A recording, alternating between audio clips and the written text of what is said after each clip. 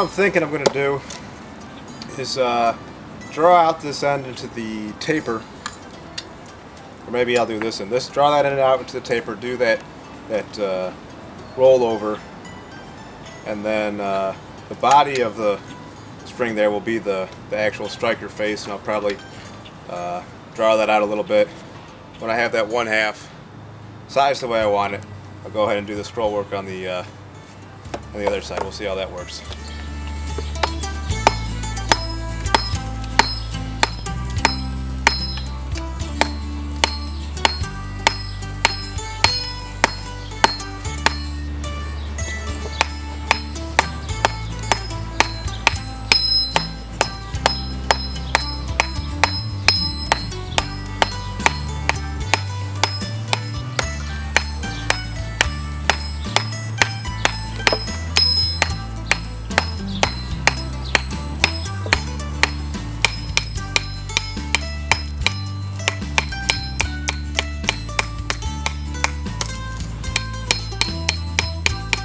Okay, so the very end is getting pretty delicate. I don't want to melt that off, so what I'm going to do now is do the little curly Q at the end. I'm going to turn it that way.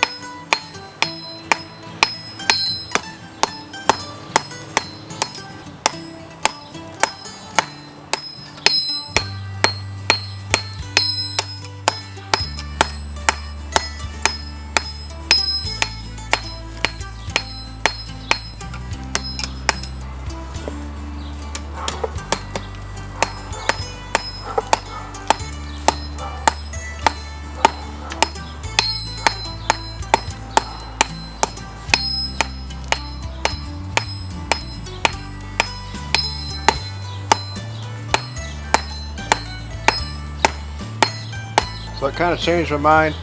I'm going to draw this bit out, then curve them over at the same time.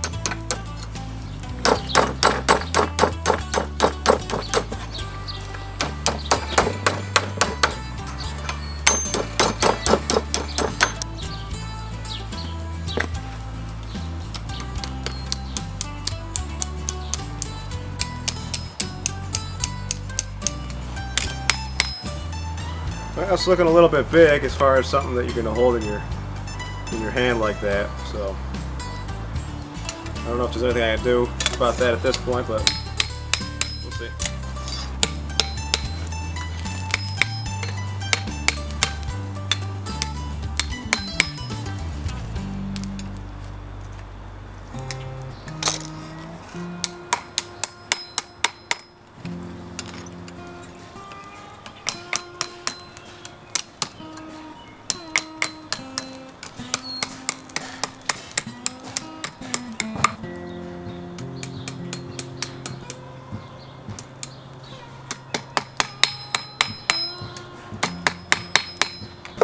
So I'm really trying to be careful not to melt my little ends there now that I've got them all delicate and all that. But I don't know, maybe one more heat just to open that up a bit so you can get your fingers in there without destroying the whole thing.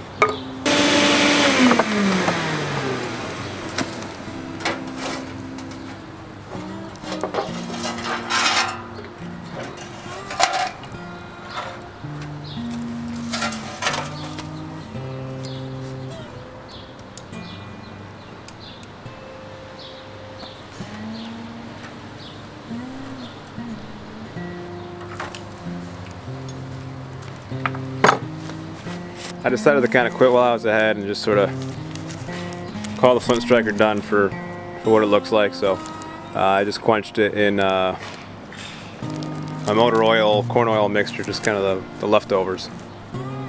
Okay, so after I quenched the Flint striker here, I kind of cleaned it up a little bit on the wire wheel that I got, and so now I'm going to just sort of smooth up the face of it. I was kind of testing it out already, but there's still bits of scale or goo from the quench that's in there, so I'm just going to kind of neaten this up, straighten up a bit on my grinder.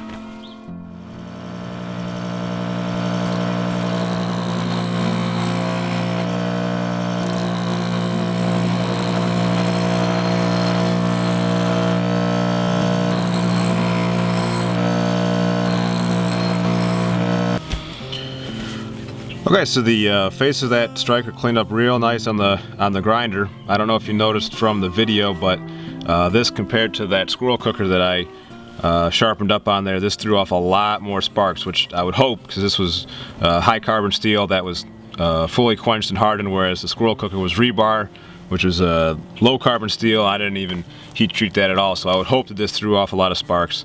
And before I even did that work on the grinder, I found this piece of quartzite in my yard here, and I broke off a corner with a hammer to kind of make some sharp edges, and I was kind of testing it out even before I sharpened it up, and it you can get sparks off of it. It's yeah,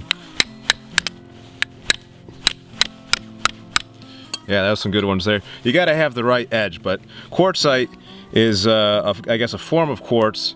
And I think there's veins of quartz running in it, like this line right here is a vein of quartz, but it's made out of compressed sandstone, so you can see it kind of falls apart and all that, but there's hard pieces of quartz in there, which when you catch that on this, you make it sparks. But that was pretty exciting to kind of get that to work with just a rock I found in the backyard.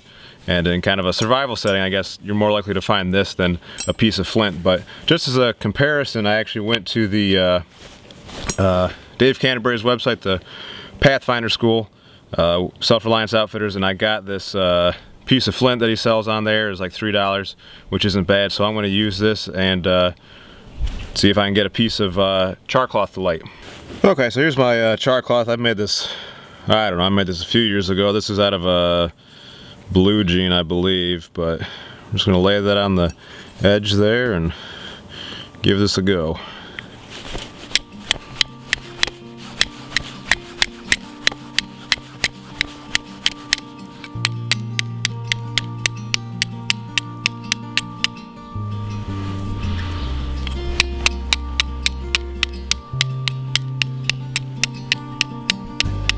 Alright, that's not working out too well for me. I'm going to try just scraping at it, see if I can catch something on in this whole tin here. I'll try that again.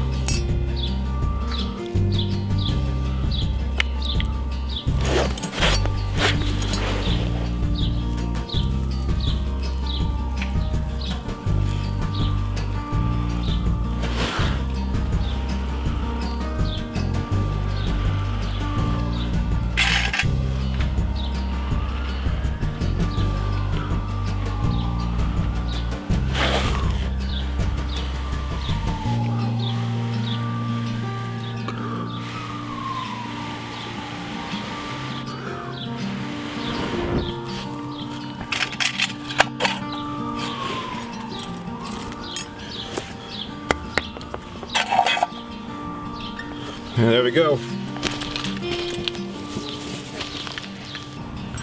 Alright, well, I'm real happy that I was able to actually start a fire with this thing. I actually made this for my uncle, who gave me the caribou antler that I used for the Viking knife project, so that's my way of saying thank you to him, because he's into practicing primitive skills. He's an avid deer hunter as well, and he actually takes me hunting, so hopefully he has fun using this out in the woods. Now, one other thing you might be thinking is why I didn't title the video "Making a Viking Flint Striker," and the reason for that really is that this isn't a particularly Viking design. Now, there are a lot of Viking Flint Strikers out there, different designs, and they have a design that looks very similar to this, with the arms that come over and curl over at the very ends like that. But they seem to have a bit more material in here. They come to a point in this inside area here, and these arms don't come out as much. Like, it's not meant for you to get your fingers through. It's something that you hold kind of in like a pinch grip for doing your striking. And the reason for that extra material in here might just be for looks, but it also might be because every time that you strike your flint, you're actually removing pieces of steel from here, and that's actually what those sparks are, is pieces of steel particles igniting, from my understanding. And so there's even strikers from the 1800s that are like completely worn away in this area just from being used so much. So that may be why the Viking ones look that way. I don't really know. But it's interesting to note that this kind of design with the arms that curl over and like that, apparently that goes back to the Roman era, where they found flint strikers that are similar to that, and then of course the Romans had different styles as well. And then in the 1800s, Revolutionary War and onward, they've found flint strikers that look like this, or something similar to this, where they started making the ones that you can put your fingers through. They're not as long as this, but since this was my first one, it came out a little lopsided, but I get a little more appreciation for the actual flint strikers from history, of how symmetrical they were and the skill it took to actually do that. But this one does work, and that's all that counts. I'm real happy with the way this turned out. But yeah, it's just interesting to see how far back this style of flint striker goes, and what it meant to human history. So it's nice to kind of be reliving that tradition. But I had a lot of fun making this, doing the research on it, practicing my own skills, starting a fire with flint and steel. That's something that I had never done before. You saw that for the first time in the video, so I appreciate you guys coming along on this journey with me. Hope you guys enjoyed the video. Thanks for watching, and until next time, be more Viking.